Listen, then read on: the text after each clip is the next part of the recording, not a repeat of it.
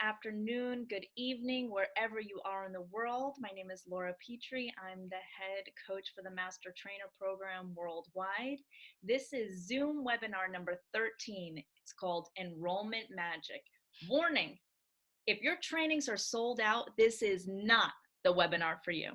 We have today one of the most famous people in my world, and hopefully in yours too, in the field of NLP. Conor Healy, who is the COO of the Tad James Company. He's been with the company for 16 years. Total career in sales is about 18 with customer service, hospitality. So he knows the ins and outs of the NLP business, even though he traditionally was not trained in NLP before he started selling the trainings. Yes, there is some magic in that. Now, we have carefully chosen the title of this webinar to be called Enrollment Magic because it is type of ironic. Yes, when you are a masterful communicator and you know your product well and you love and care about the people in front of you and you care about what you do, it does look like magic. But we're going to invite Conor Healy on. Conor, you can turn on your microphone and your video, and we are going to help. He's going to help you demystify the process and tell you what sales really is.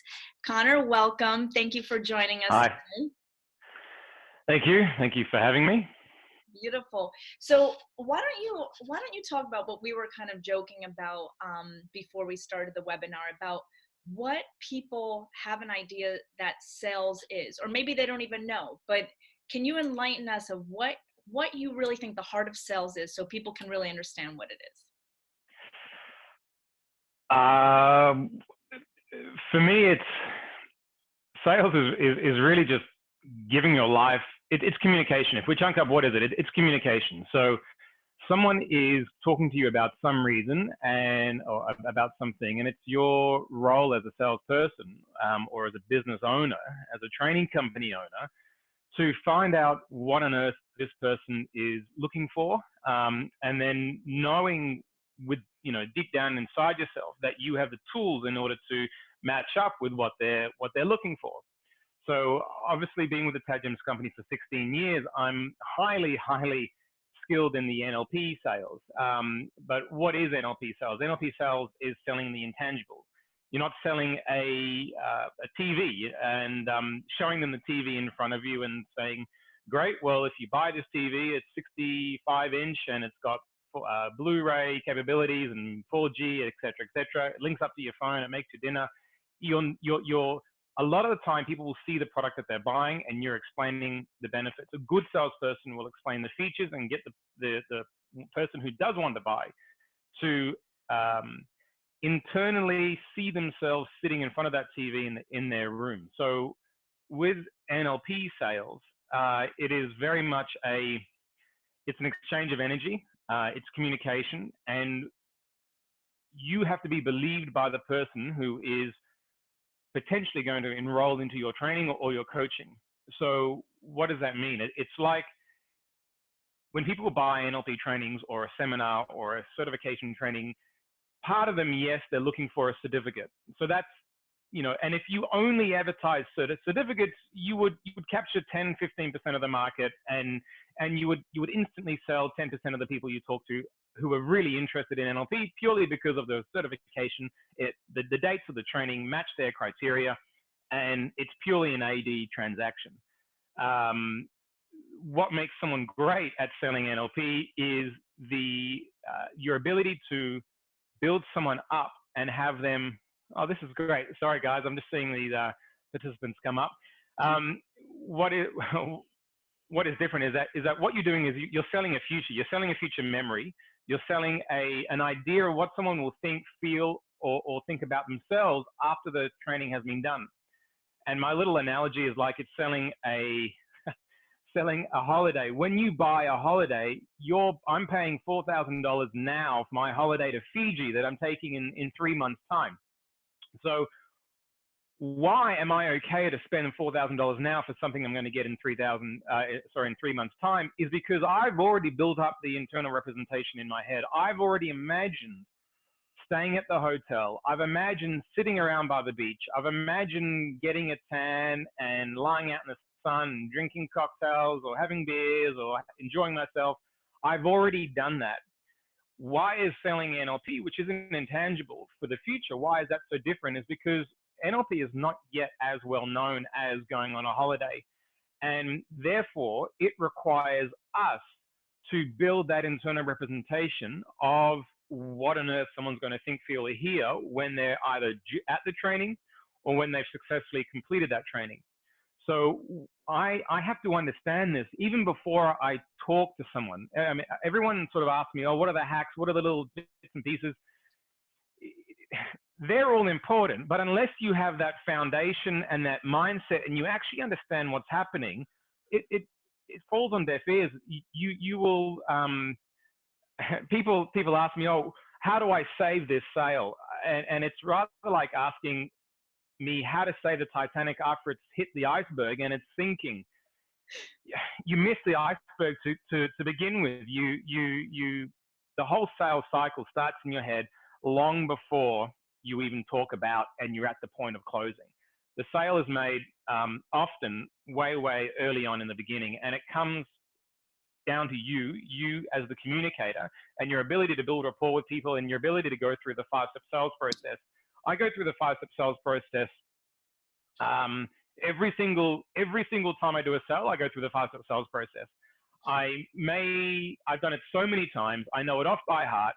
And what I have found is that a lot of good meaning people who are trainers and have their own businesses in a way reject sales because they think that it's convincing someone to do something that they don't want to do, or they think it's talking someone into, anyone who has.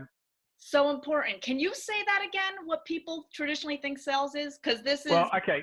If you have a good dose of values level 4 in you, and you're getting into NLP for the right reasons, then you probably think that sales is only for them. And sales is something that you're convincing someone to do something that they don't want to do. And therefore you reject it. What I have found is that people in society generally reject what they don't know. So if you don't know how to sell and you reject even learning it, you're going to reject it even more. You don't even want to know about it. So many people, they ask me, oh, how do I close? People want to know, how do I fill up my classes without actually selling? And I just have to put a couple ads online on Facebook and, a link to PayPal, and people just buy my training. Woo. Yep. If it was that easy, we would have already told you to do that, but we don't. And we've been doing this for 38 years, nearly 40 years. And we say, you have to sell and you have to learn how to sell. And we don't do that because we have nothing else to talk about. We do that because that's how we've built an incredibly successful NLP training business over the last 38 years. And while we have more training institutes around the globe than probably any other NLP training company, why we have an incredible, anyway, I don't have to talk about it. You guys are all in the Master Trainer program. But what does it come down to? It's you. And you need to be passionate about sales. If I learn, look, I can't swing dance to save my life. If I learned how to swing dance, I would find it awkward and I'd probably reject it, especially if I was up on stage doing it. I would not want to have a bar of it. If I learned how to swing dance and I felt that I started to get good at it, guess what? I would want to do more of it. So sales is no different if you understand that sales is simply communication. And if you can refine your ability to communicate on the 5-step sales process, you will have a lot more fun. You will have a higher closing ratio. And instead of feeling like you have stuck no options when someone says no, then you'll be able to laterally chunk in your head, okay, what do I have? This person is talking to me. They're interested in NLP. They want to buy from me. How am I not matching their criteria? And if I don't close this person, they're going to ring the next NLP training company in the yellow pages, and I'm going to get them through. And by the way, people are so good at going through rapport, asking questions, finding the lead, linking the need, but not necessarily closing. So what do you do if you don't close your lead or even ask for the order? You're going through all the other 5 steps, and what you're doing is selling your NLP trainings for the next company that person is going to call. So what they will do, they will ring you, they'll spend 2 hours of your time over 3 different calls, and if you don't close them, they wouldn't be talking to you if they weren't interested in buying for the first place. And if you don't close them, they're going to ring up the next person on the list, and that company is going to close them and you've done all the hard work. So at least get the rewards for your hard work. I don't know, where do I go from here? No, So that's true. Can I rewind a little bit, because you said something that's really powerful, and I'd like you to unpack it if you don't mind. Mm-hmm. You said that the sales process begins way before whatever moment you're talking about. Yes. Okay, cool. Cool. So a lot of people need to understand the difference between sales and marketing. Marketing is, marketing advertising. I guess in my model of the world, marketing and advertising is not selling as such in the selling that we're talking about right now. It is, of course, it's selling. It's selling benefits and so forth and so on the computer or on Facebook or Instagram or any platform. But that's marketing, that's advertising, that is not selling. And if you don't know the difference between the two, then basically a sale starts when you are engaged with someone on some level. They're on the phone, they've emailed you, they've messaged you on your company profile on Facebook, whatever it is, that's when the sale process starts. Getting them to that point is not the sales that I'm talking about. That's all marketing. Adriana did a very, very good post this morning about how to get that engagement. We've had some other students in the Master Trainer program do webinars that talk about marketing, meetup groups, etc. So that's all there. I'm talking about when that person is engaging with you, where do you go from there? So I've made, I don't even know how many calls to people I've been hung up on, I've been told not to ring back, and I'm not a pushy person. I'm not a pushy person, but I cannot allow someone else's model of the world impact my model of the world, and I need to be at calls for that. I have to admit, at the beginning, it was a struggle because I didn't have a strategy to get back on the horse. So really, I could be doing a webinar on how to get over rejection in sales, because that's really what it comes down to. If everyone knew that they were going to get a yes with every cold call they made, you would not put the phone down every single day. You would just be on that phone 12 hours a day, because every single time you make a call, you close that person, they buy your training. You would do nothing but make those calls. So why don't you? It's because of the rejection. It's because of the fact that you're laying yourself out, being vulnerable, and someone can easily just press blip and hang up on you. So you need to get over that. You have to, most days I do little, motivational quotes that I send to the US office, that I send to the Australian office on our little Telegram group. And I do those not for them. I hope they get value from it, but I do it for myself. And I focus a lot on persistence and a lot on perseverance. And that helps me creating that strategy to overcome anything that may come my way. So what do I mean by that? If I get a no on the telephone, do I go, oh, I'm no good, this sucks? Or do I just shake it off and do I carry on?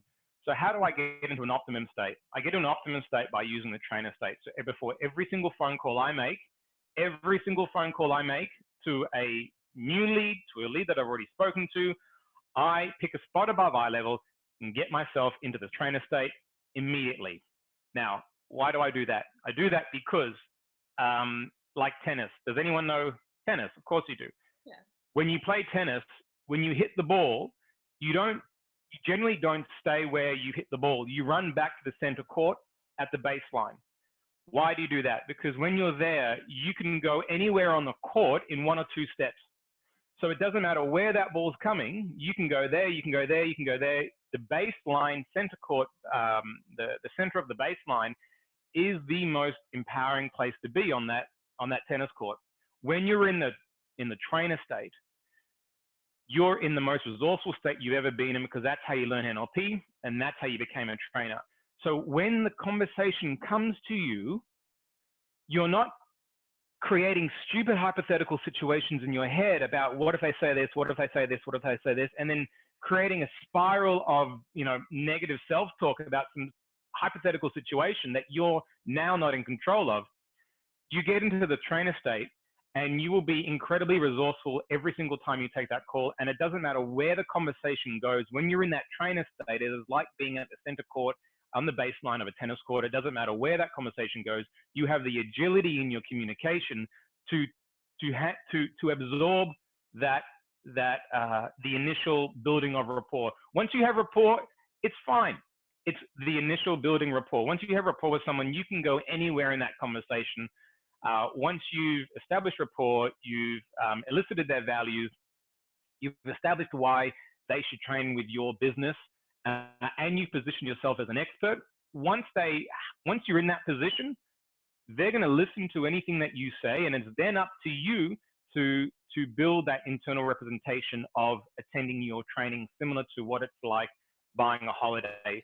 They are coming in with a blank canvas. They have no idea what on earth takes place at an NLP training. There's going to be hypnosis. Am I going to have to stand up and cry and share my story? There is so much that is unspoken about that people will not share with us on the phone.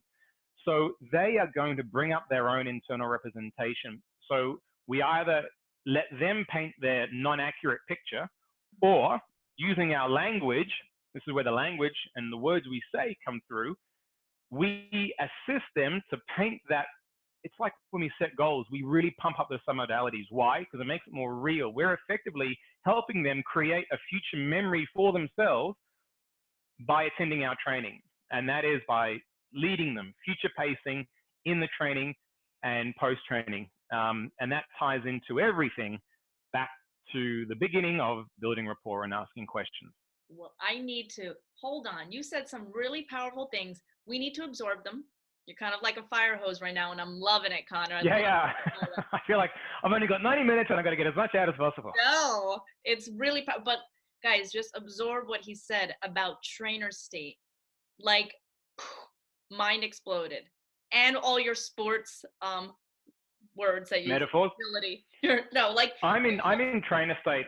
I have to be in trainer state. Why? And it's hakalau. And we all know what hakalau is. It's impossible to feel a negative emotion when you're in trainer state. It's impossible to feel a negative emotion when you're in hakalau. So if you're in hakalau and you're in a vulnerable position, you get back into hakalau, gone. You're in that balanced, resourceful state. So if you're ringing someone and you're feeling like, oh, I hope they don't say no, I don't know, and all this negative self-talk, you need to get back into your trainer state, get back into hakalau, because that will dissipate, that will go away, that will melt away, so that when you're talking with someone, what comes through is you. People, here we go, people buy people. They will buy you. You're a good person. If your intention is to manipulate them, they will smell that a mile away. If your intention is to do something wrong to them, they will smell that a mile away. If your intention is generally to help them and to serve them, to find out why on earth you want to learn NLP, and your intention is and you believe that they can get the value from attending your training, then it will just flow, and the rapport will flow, and they will not feel like they're being sold. You come from the heart. They will feel that I can trust this person. If they trust you, they will buy from you, because you're selling thin air. If you're selling TVs and you've already made your mind up with the TV that you're buying, even if you don't trust the salesperson, you think, oh, he's a schmuck, you will still buy that TV, because you're you're walking away with it under your arm. But if you're doing telesales and you're talking over the phone, they have to trust you, and that you have their back, that you're doing things, and that you're looking out for them, you're doing the right thing by them. That's when they will give you their credit card over the phone. And that's simple. That is easy. Simply be yourself.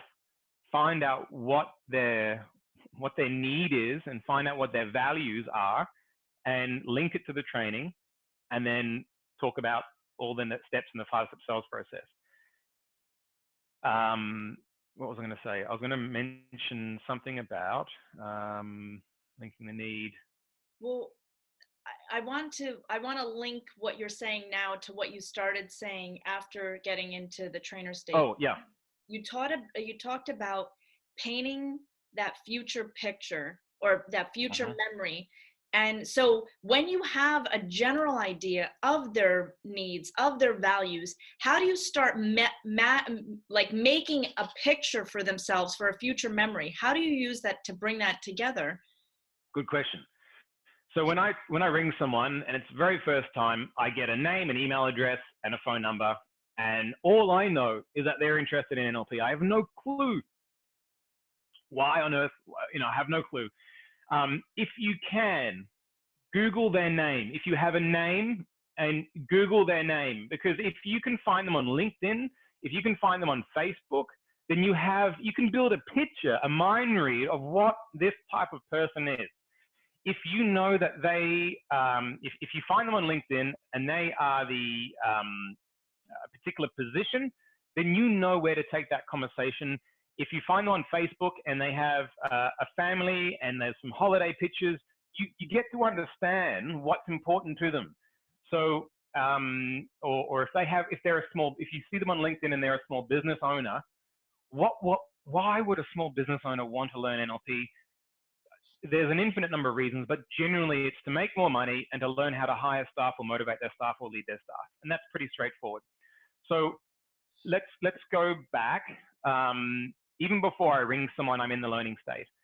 I have visual notes. I'm quite a visual person. I have visual notes that are super important to me that and this is like a rotating sort of thing. I have little post-it notes that I write that I stick around my computer screen. I used to do that. Then I bought a corkboard and I bang them up there. I've got a brand essence wheel. I've got notes on why someone would want to attend an NLP training if they're in the corporate arena. So I have this ready to go. So I can, I guess, be in the optimum state. And that's really important to me. So one of them, for example, is act as if you are meeting them face to face. So when I'm meeting someone face to face, I want someone to feel that I'm meeting them face to face. I don't want to, there shouldn't be this gap of the telephone between us. It should be like I'm talking with them face to face. So I'm in my head, I'm in trainer state, but I'm almost imagining meeting them face to face. That puts me in a very positive state. So when you meet someone the first time, it's like, hey, how are you? And it's natural. It's not tried. Oh, by the way, don't act too excited. Be yourself. If you're naturally excited, be excited. If you're naturally, quite a flat level sort of personality, that's perfect. You can still raise it slightly, but don't be radio voice. Don't go, hey, how you doing? It's Conor from the Tag James Company. Really good to see you.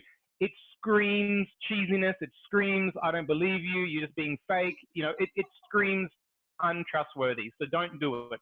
Be yourself and do a range within what's within you. Because at the end of the day, they're buying you. They have to trust you. So I have another one here that says bring the best out in people. So my intention is to bring the best out of that person, because that person who I'm talking with is a real human being. So I want to be able to get them to communicate with me and talk with me and think, this is the conversation with Conor. I have no idea how this has been a big, it's made my day. I want everyone leaving with a positive kinesthetic. So I want to bring the best out in people. I've got little notes here of little metaphors that I like to use. Driftwood in the sea versus sailing to Fiji. That's a little metaphor. I've got a little note here. People love to buy. People do love to buy. They tell their friends, I've just bought a car. I've just bought a house. I've just bought a treadmill. I've just signed up to the gym for 12 months. They love bragging about things that they've bought that they've decided that they wanted to buy. If someone says to you, I've bought a car, you say, great, what car? If they said, oh, I was sold a car, you think, oh, what happened?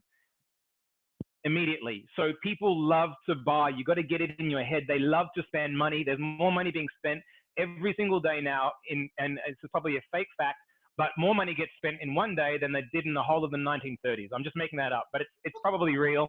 People love to buy. They buy everything. How do I know? There's bloody jet planes for sale now that you can write your name on it and have every seat printed with your logo. You can. People love to buy. People buy people. It's a reminder that I need to be myself. Come from the place they want to talk to you as if you are meeting them face to face. Imagine what you want your prospect to do as you're saying it to them. That's a good one, actually. Milton Erickson would say, a client is a client of mine because they're out of rapport with the unconscious mind. And he would also say, imagine in your head, or imagine what you want the client to do as you're saying it to them. So what does that mean? It means that when you're talking about your training and you understand who you're talking with, you have a general picture of who you're talking with, you imagine them in your training room. So imagine them getting results in your training and bring up that internal representation in your head, because bringing up a vivid internal representation is so much more congruent than making one up. And what do I mean by that? Prop. I've got a little, I love to read the Harvard Business Review. I think it's great. I can, it's great. But I see this picture here. I can talk. I can say, I see a man on a bike. There are wheels of the motorbike, different colors. I see black. I see different shades of red, and I see gray on this wheel. And I'm 100% certain on that. If I put that away and someone says, describe to me a picture of a man on a bike, I'd say, well, there's a guy on a bike. There are spokes in the wheel. I'm making it up as I'm saying it. So the conviction that I have in my voice when I'm talking with someone, when I'm describing a picture of them in the training room, that conviction, that is what they buy. They buy the belief that I have within them to get the results. So you have to believe in what you're doing. You have to believe that the person you're talking to will improve their life in the way that they want to. And if you can bring up an internal representation of that, and that's what you describe, if you have rapport with that person, they will elicit the same state of excitement that you are in, just like anchoring is. Anchoring, if you're not in an excited state, your client is not going to get an excited state. So if you're imagining something very exciting, it's much easier for your client. When you're in rapport, for your client to imagine something very exciting, and that's when that cross transfer of rapport of that state comes. So if you get excited because you're getting excited about someone improving their life for the better, you get plugged into your own neurology, you have rapport, that will get transferred over to them, and they will also get excited, and they will start to see it and believe it for themselves. Belief is another whole topic of. Yes, I'm going to take that word belief. I want you to talk about, it's kind of like a modeling exercise. It's a twofold question. What belief do you hold in your mind about yourself? And what belief do you hold in your mind about the client you're speaking, or your potential client that you're speaking on the phone with? Mm-hmm. Okay. What do you want to answer first? I have to believe. What were the questions? Well, let's talk about, what is the belief you hold about yourself, maybe as a salesperson, a training advisor, whatever you want to call yourself, in that moment when you're selling an NLP training. So let's talk about that first. I believe first, I'm excited about what I do, and I believe that the person I'm talking with wants to buy. They have to. They wouldn't be in my awareness. They wouldn't be in my awareness unless they wanted to buy at some point. So there's somewhere in their buying cycle, if you want to.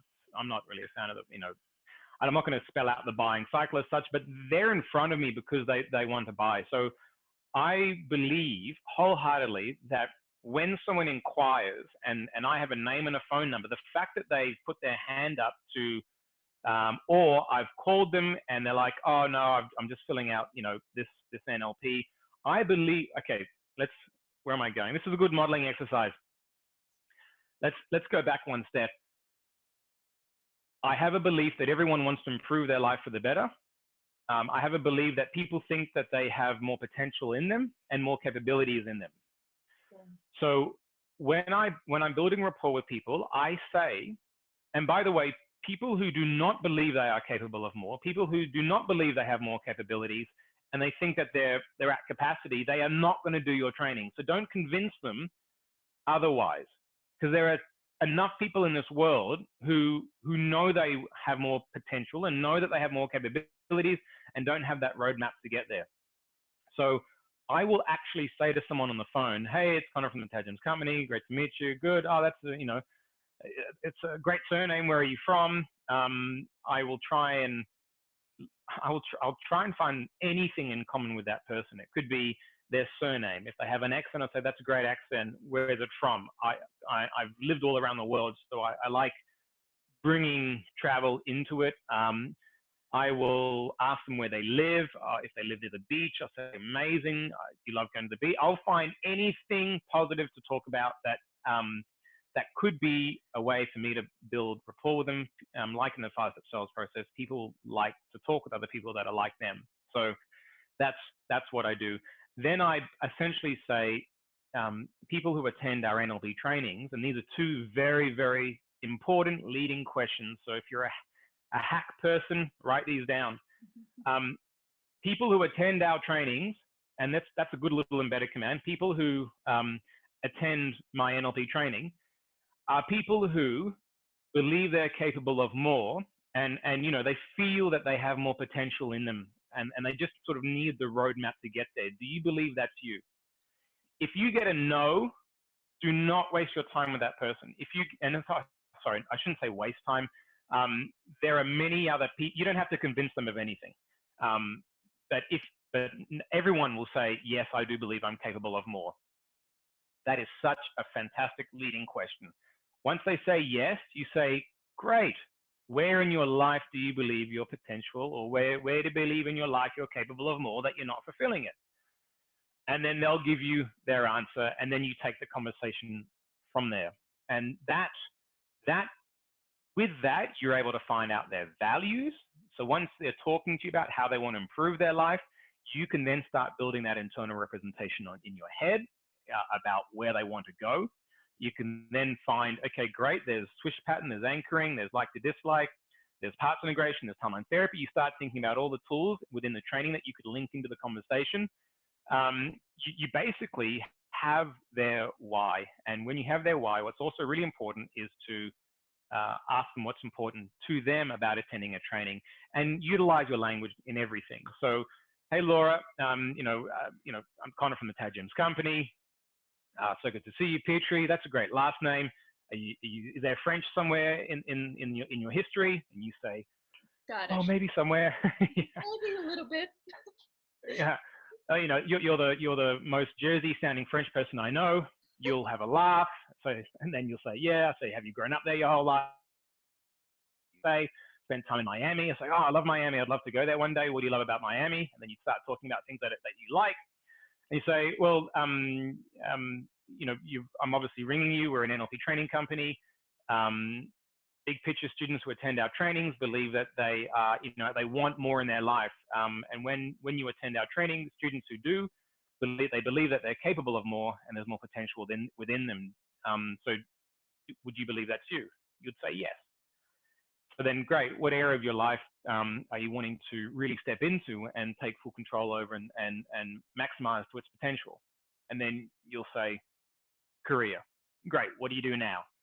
And then I start asking questions and start building that rapport. And once I have that rapport and I'm asking those questions, I will. Oh, by the way, if someone wants to be a coach, the best open-ended the best leading question is, do you want to work with anyone who walks through your door? That's a very, very good leading question, because that opens up them attending prac and master practitioner with you. When you sell practitioner and master practitioner, you should, even if you haven't run a master practitioner, get over if you can see yourself running a master practitioner, you're going to be able to sell it. If you can't see yourself running a master practitioner, how on earth are you going to sell it? And selling prac is just as easy as selling prac and master practitioner. Sell it as one training. So say, great, well, NLP, it's one training split into two parts. You have the practitioner level, then you have the master practitioner level. Practitioner level is the first half, master prac is the second half. So in the eyes of the person you're talking to, they see it as one training. They don't look at it as, oh, well, I have to do prac first, and then I do master practitioner. If you can position prac and master practitioner as one training, then it's much easier to do a double booking. So when it gets into that point, plus when you're running your practitioner training, you've already pre-sold master practitioner. And I would say, yes, practitioner, master practitioner is one training. If you want to be an exceptional, highly paid coach, if you want to, would you like to work with anyone who walks through your door? And that means you have almost an infinite scope of practice. Within reason. It means that you can charge a lot higher for your training, for your coaching, hourly rate, breakthrough session, et cetera, go on about master practitioner, and then you start talking about prac. So I guess from a sales strategy, what we do in the office is that we sell the entire package first, big picture. There are 4 main levels of NLP. There's master trainer, there's master practitioner, and then practitioner. So if someone's inquiring about prac, you don't start at prac and work your way up. I have found, me personally, everyone has their own opinion, that if you start big and work down, it's a lot, you're pre-framing everyone, and it's a lot easier to upsell in your trainings. Okay, so some great little leading questions. Do you believe you're capable of more? Do you think that there's more potential within you? Would you like to work with anyone who walks through your door? These are fantastic leading questions. What you need to do, I know the original question was belief, but I think I'm sort of going into some how. What is really important, what you do in the rapport, asking questions and finding the need stage of the 5-step sales process is, like I said, you have to elicit their values. You have to elicit their values, because that's going to be the concrete that you use in your follow-up phone calls. There's nothing worse than doing a follow-up phone call and not knowing what to talk about. So this information you gather from the first phone call is your substance for the second phone call. Otherwise, the second phone call has no substance, and it just becomes you talking at someone.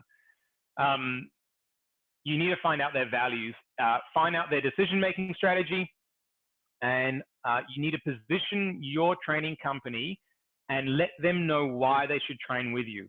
So if you're the only NLP training company in Detroit that teaches 4-in-1, and they're in Detroit, you say, well, Detroit NLP training company, we've been teaching for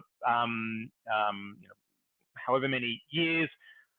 We do very well. We are the only training company in Detroit that will allow you to have 4 internationally recognized certifications in the one training, and we're the leaders at doing that within Detroit.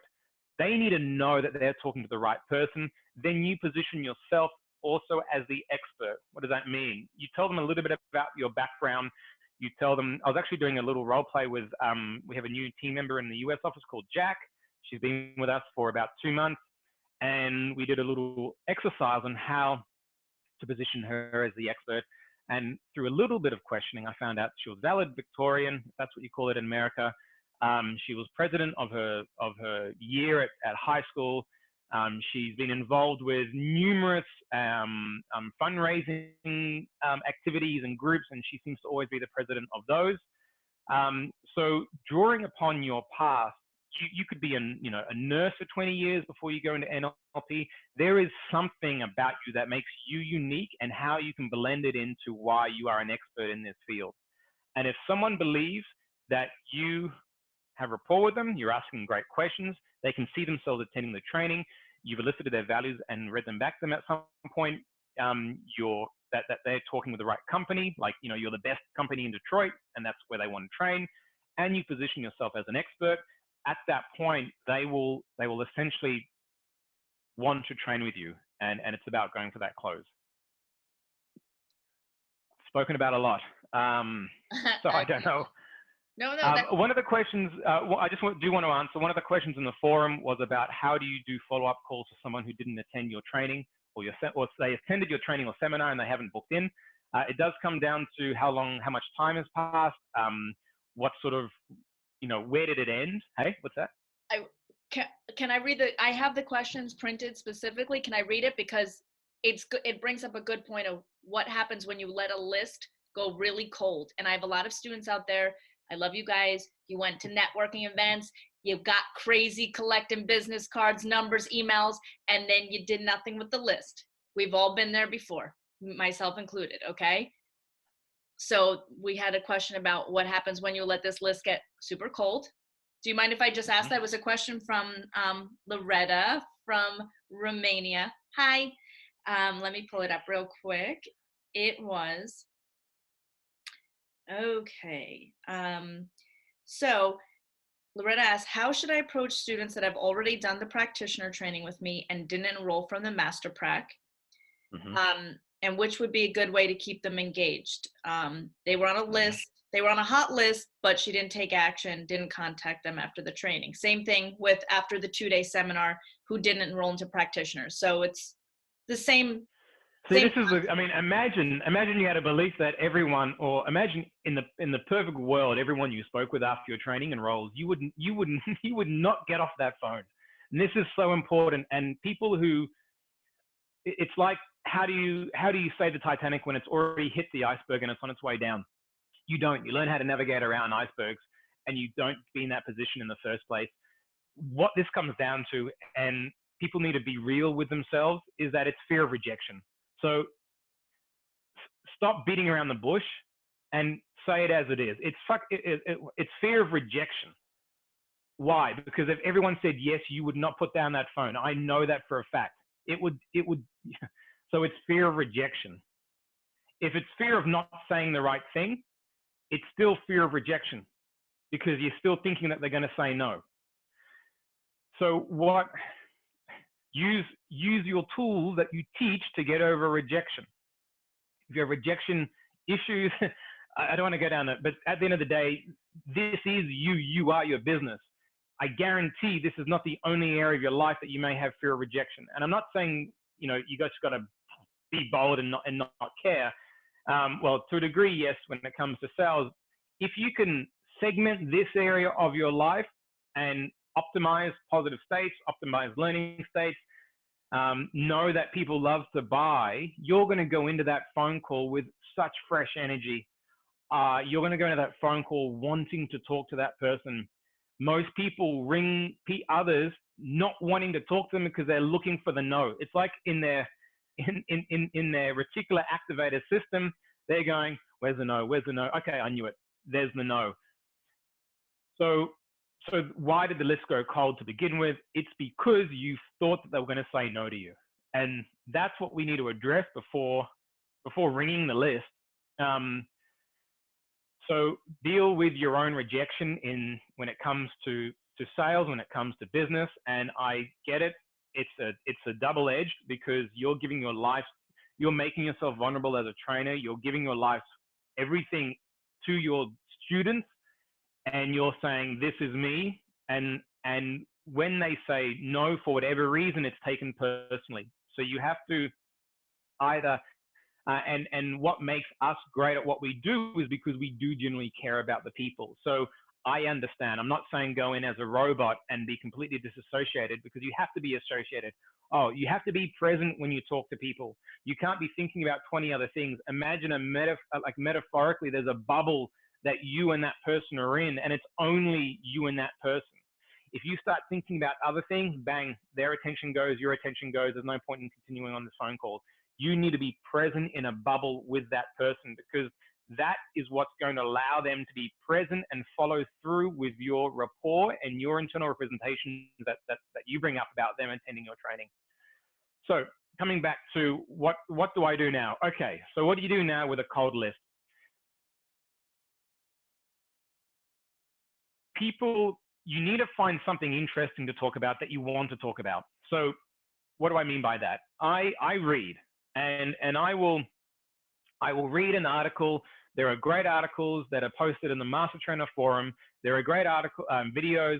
I posted an article about the science behind thinking positive and how it does actually impact your life. So I'll grab onto something like that, and I'll say, hey, Laura, I hope you're well. How's it been? Tell me what's changed in your life. So you build rapport with them. You have to build rapport with them. How's your life been different? What obstacles have you overcome now using your skills? You're building rapport with them. Then you say, great, I was reading an article that proves, whatever, some article of relevance. And then you say, it's great, I'll pass it on to you. It'll be great for you to have with your clients, because you're able to send it on to them, which brings credibility and validity into your coaching. And if you have anyone sitting on the fence with your coaching, this should be a really good way that will help you book them into your coaching. As an example, they say, great, thank you very much. And then you use that as a segue. Hey, by the way, and then you bring in the fact that you build, you connect something from before. Hey, how's it, you bring in where they're at, and you bring in the fact that you're running a master practitioner training in the future. but you have to have rapport with them, and you have to have a reason why you're calling them. So once you have a reason to ring them and you have rapport, then it's a lot easier for that segue. I think people miss that. They think, okay, how do I ring someone and book them in for master practitioner? There's like a whole, you're going to have to go through the 5-step sales process with them, and you have to give them value to open them up to building that deeper level of rapport back with you. So if someone is sports related, there's a podcast by Joe Rogan, and he talks a lot about hypnosis, about how hypnotherapy has been used with Mike Tyson as a boxer. So if I'm ringing someone who I know is a personal trainer, I'm going to mention that, and I'll say, here's the link. Watch this. It's incredible. The industry we're in is growing. It's bigger now than it ever has been. The tools we have been used for years and years, but no one seems to be spoken about them, but now they are. You're in such an incredible industry that is growing exponentially every single year. People want to be involved in something that is moving forward. People want to be involved in something that has credibility and is making a difference in the world. So if you can bring that into the conversation when you're following them up, then they will get plugged back into, back onto, I want to improve, and I want to be part of that. And I want to use all these advanced tools that I learned at Master Practitioner with my clients. So you have to have a why. I mean, you have to bring something to them. You have to be something that you are genuinely excited about, and you have to have a reason to ring them. And like I said, the easiest reason is to grab an article, maybe a podcast that you've watched. There's so much great stuff on the Master Trainer Forum.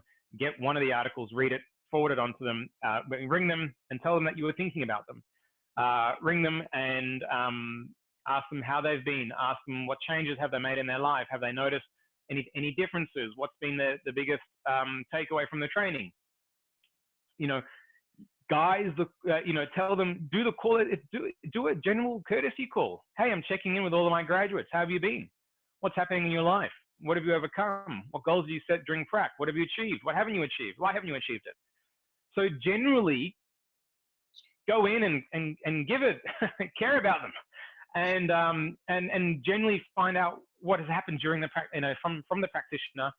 That will get them feeling like you care about them. That will get them wanting to talk to you. Then you bring in the extra value of hey, I was reading this article. I think you'll love it. It'll help you get clients. It will help, send it on to your clients, or allow them to help understand what coaching you're going to be doing with them.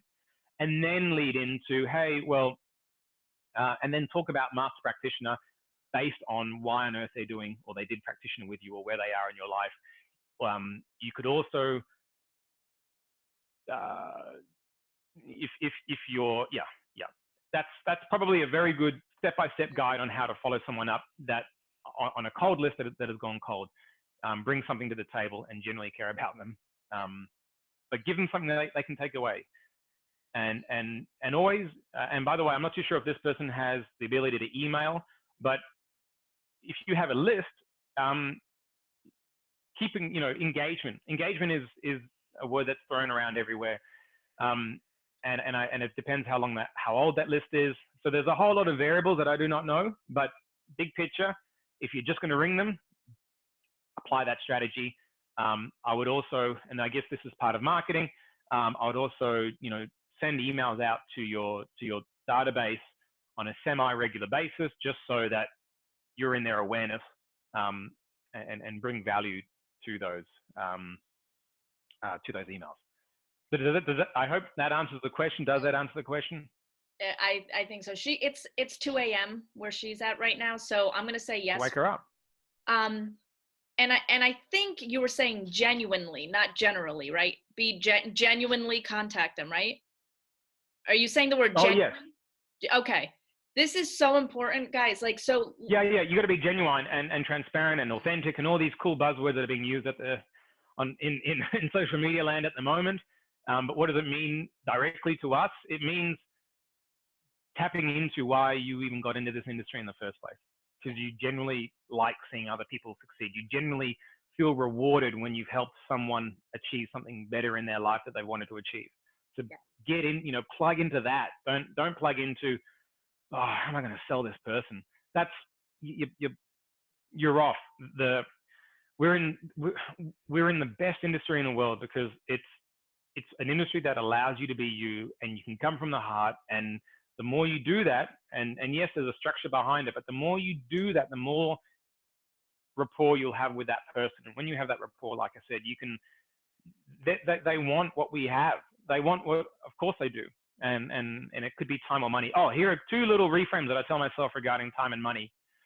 So I may even use this if I have enough rapport with someone. I will use this with someone on the phone. So time and money, and this is part of my belief system, coming back to one of your questions. I believe that everyone has the time and everyone has the money. It's my job to make sure, and I do this in the trainings. So imagine this, these are the reasons why someone won't attend.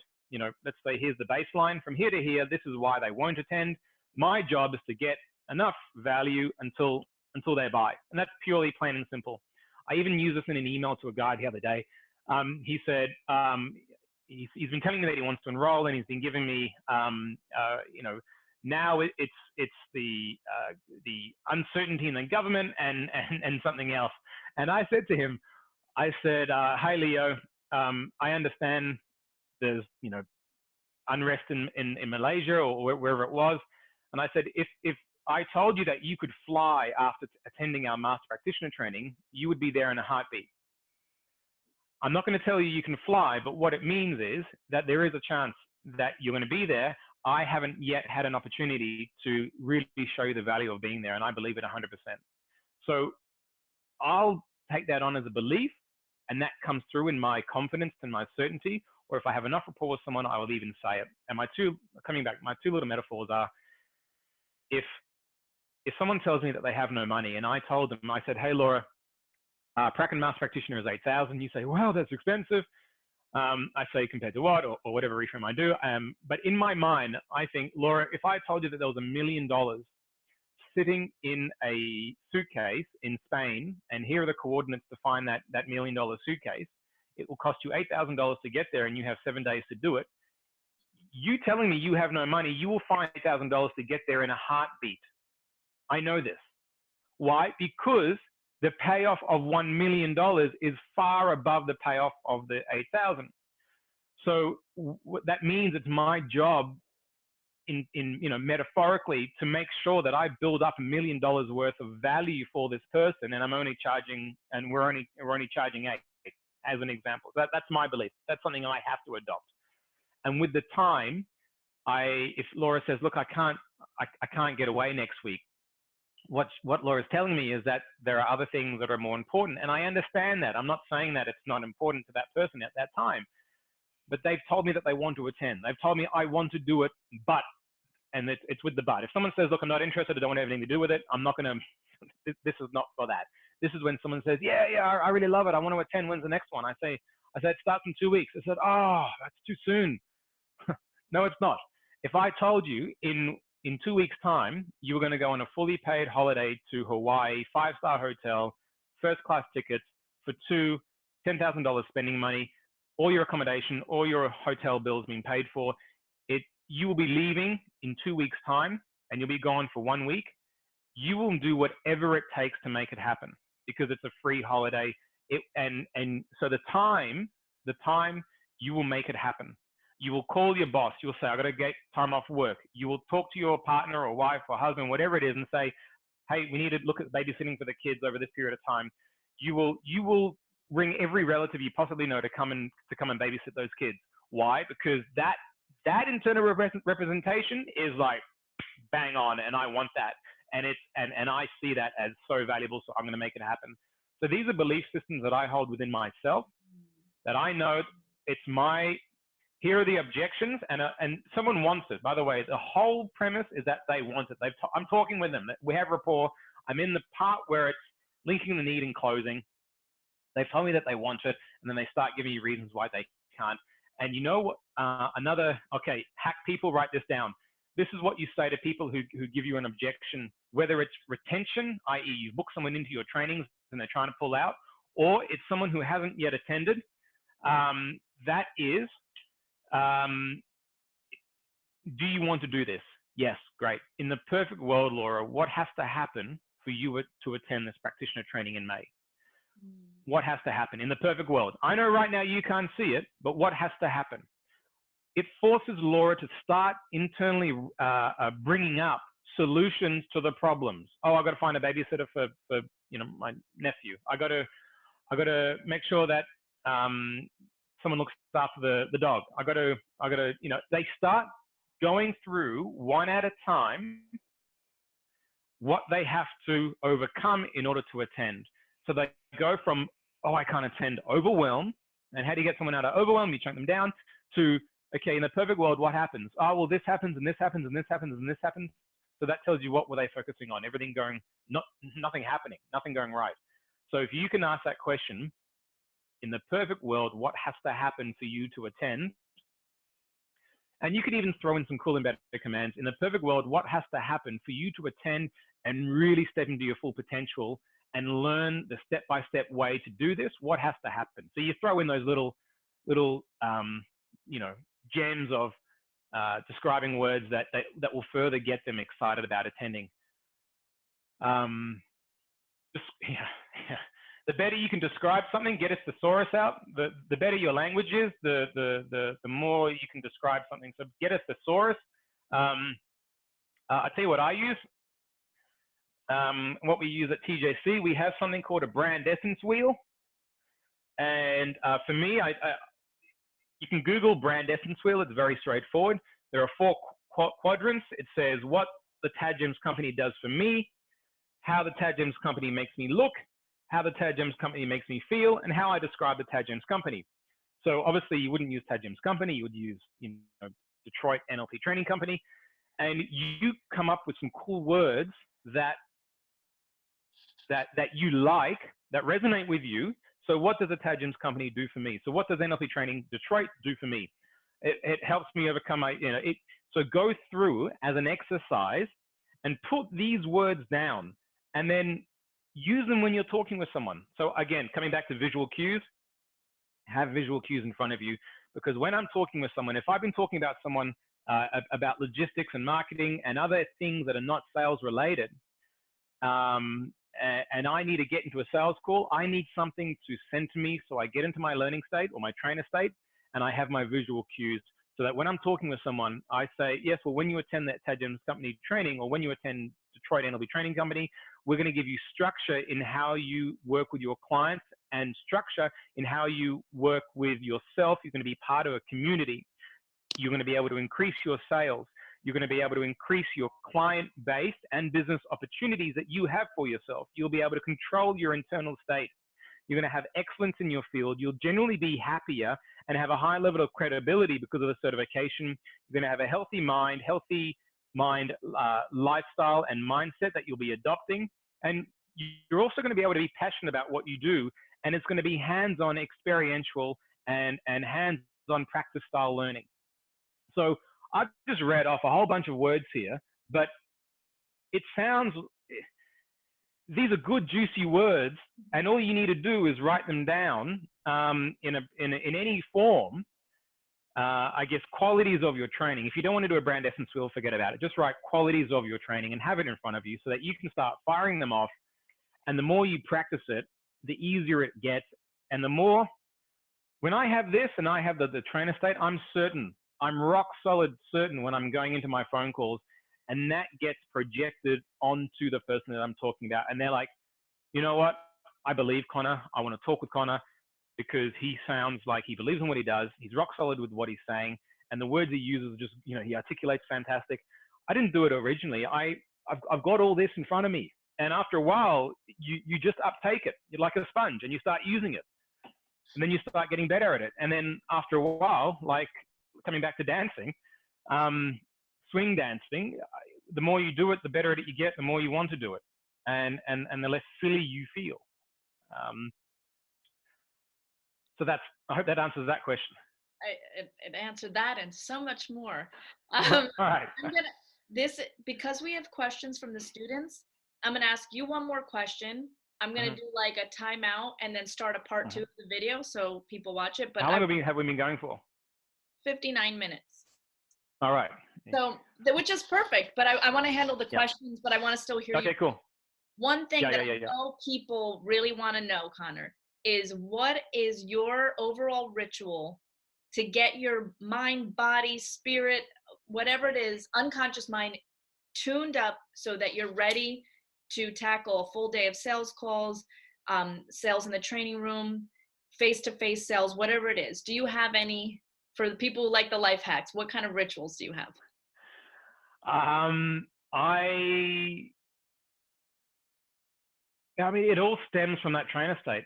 If I'm not in trainer state, nothing, nothing. There's no point. There's no point in me showing my face in the training room. There's no point in me picking up that phone call unless I'm in a resourceful trainer state. Once I'm in that state, it's, you know, I guess I do have self-talk. I think it's, you know, I tell myself it's you know, this is going to be good. I look at my little board of motivation. People want to talk to me. People love to buy. I you know, I get myself into a positive state, but not like, oh, I'm happy, positive, but just like, you know, I'm ready to do this, like a balanced, confident, certain state. And it all starts with getting into the trainer state, and that's key. That's key. And when I get myself, you know, in an optimum state, I read my little you know, notes here. I will often maybe watch some YouTube videos. So I'll watch some videos from the Master Trainer program. I will, you know, YouTube motivational talks, and I'll listen to what Denzel Washington has to say, or Warren Buffett has to say, or you know, Tony Robbins is great, Brian Tracy is great for sales as well. It's just, and Jim Rohn is great. You know, whatever you listen to that gets you in a positive state that you can learn from, adopt it. There's a whole host of webinars for anyone who's a member of NLPcoaching.com. We have an archive of vid chats with Adriana and Tad talking about incredibly juicy topics. Go back and listen to those and just absorb it as much as you can. And that gets me in a positive state. I mean, I don't do everything every morning, but over the span of a month, I'll do that. And there'll be some mornings where I'm like, but the trainer state, the most important thing is the trainer state. I have a really positive kinesthetic with that trainer state. I have a really positive kinesthetic. I mean, I know what someone's going to experience in the training room. I know that because I just know with certainty once they're in that training room, they're going to absolutely love it. And it's like getting excited for someone. Like when you buy a present for a child for Christmas or their birthday, you know, or a loved one or your partner or whatever, part of you gets excited in the anticipation of giving them that present. I get excited when I talk to people and I find out about them. I genuinely get excited about them attending the training because I know that if they want to improve their life for the better, if they believe they're capable of more, they're going to love that training. So I guess I get excited about that. But coming back to the rituals, I mean, coffee. I love coffee. There are periods of time when I don't drink coffee, so I don't know if that's a necessity. I stay hydrated. I absolutely stay hydrated. I have to stay hydrated. I have to be fed because there we go. You're giving. You give yourself when you do sales on the phone and you run NLP trainings. You give yourself, and that requires energy and fuel. So I'll absolutely stay hydrated, and I'll make sure that my food intake is good, blood sugars are in check, and all this sort of stuff. That's like common. I mean, that's just straightforward, I'd imagine. Looking after yourself. So does that answer your question? I don't know. Yeah. I don't know if that answers the question. Yeah. Okay. If anyone wants to be like Conor, they can fast forward to the end of this webinar. That's all I wanted from that. Do you spray yourself with a certain type of cologne, or is that getting too personal? When I talk to people, I'm in and out of my chair. I like to walk around when I talk to people. I'm like I said, it's almost like I'm talking with someone as if I'm in front of them face to face. So I get animated. The only thing is that I'm on the phone but I'm walking around my office. I'm using my hands. I like to get out of my chair. Sometimes I stay in my chair. Mm-hmm. I like to often have music playing in the background. So there's just something in the background. So it's not just dead silence. But that's only sometimes. It's if I feel like it. I do whatever makes me feel good. And that helps me get into an optimum state. But the main ritual is get into that learning state and stay in that learning state. And oh yes, before I make a phone call, and it's a new lead, particularly a new lead, is that I will bring up a positive internal representation in my head of that person answering and me having a good conversation with that person. That is really important. So don't just look at a number, get freaked out and go, oh, no, okay, that's it. Out of a list of 20 people, in your head, no, I know that there's some people in here who are ready to buy. Just how do I know? If you ask 20 people in public, what have you bought in the last 7 days? Most people have bought, at least a percentage have bought high ticket items in some area of their life. So I know that they have the capabilities. I know that they have the means and the resources to buy. So I get a new lead. Let's say I'll see if I can see them on LinkedIn, see if I can find them on Facebook or Instagram, just to get a little bit more about them. And then I will, before I ring them, get into trainer state. I'll be in a positive state, and then I'll imagine, okay, this phone call is going well. This is going to be good. They want to hear from me. This is great. It's going to be a nice, smooth call. So I'll say these things to myself, absolutely. So I'll say it the way that you want it. So, I don't do a full goal setting session for every call, but I do bring up a positive internal representation before every call that I make with how I want it to happen. Beautiful. That is good. That is super important. I love it. Ladies and gentlemen, thank you so much for listening to Conor Healy, the COO of the Tad James Company, sales magician. He shared with you all of his secrets of the trade, how to think about sales, what to do, how to hold beliefs about yourself, about your client. He's going to, in part 2 of this video, he's going to answer the questions you've posted on the forum. So stay tuned and we'll see you soon.